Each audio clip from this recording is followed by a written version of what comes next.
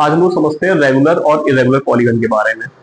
Polygon क्या होता है हमारा? पॉलीगन होता है जब हम स्ट्रेट लाइन को मिलाते हैं, उसको ज्वाइन करते हैं, उसको पॉलीगन कहते हैं। ये हमने पुरानी वीडियो में डाला हुआ है। आज हम समझते हैं दो तरह के पॉलीगन है हमारे, एक रेगुलर पॉलीगन है, एक इरेगुलर पॉलीगन है। ऐसे पॉलीगन की सारी साइड हमारी इक्वल होती है या फिर जिसके सारे एंगल्स हमारे इक्वल होंगे उसको बोलेंगे रेगुलर पॉलीगन। फॉर एग्जाम्पल ये हमारा एक इक्विलेटरल ट्राइंगल है, इसकी A B equal to B C equal to C है, सारी साइड हमारी इसकी इक्वल है और angle A, angle B, angle C, सारे के सारे एंगल्स इक्वल है, तो ये हमारा एक रेगुलर पॉलीगन हो जाएगा।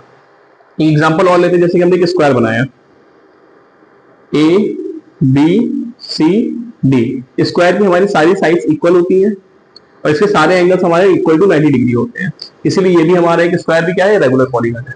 जैसे कि हम एक पेंटागन बना लें, ये हमारे 5 साइड का पेंटागन, इसकी सारी साइड हमारी इक्वल है और इसके सारे एंगल्स भी हमारे इक्वल होने चाहिए, तो ये हमारा क्या हो जाएगा? रेगुलर पॉलीगन हो जाएगा।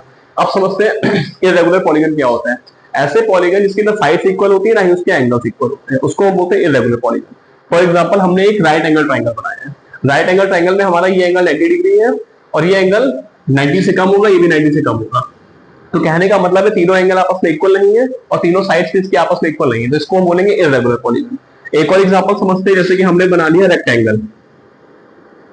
रेक्टेंगल में एंगल तो सारे 90 डिग्री होते हैं यहाँ पे, बट इसकी जो साइड से ये साइड इसके इक्वल होती है और ये साइड इसके इक्वल होती है, तो ये भी हमारा एक इरेगुलर पॉलीगन है, इनकी सारी साइड हमारी इक्वल नहीं है। एक और एग्जांपल हम देखें तो कोई भी हम रैंडमली फिगर बना दे, जैसे कि ये, तो ये हमारा एक टाइप का क्लोज फिगर होना चाहिए। क्लोज फिगर है तो हमारा ये पॉलीगन है, लेकिन यहाँ पे साइड्स इसके अनइक्वल है, इसीलिए इरेगुलर पॉलीगन है।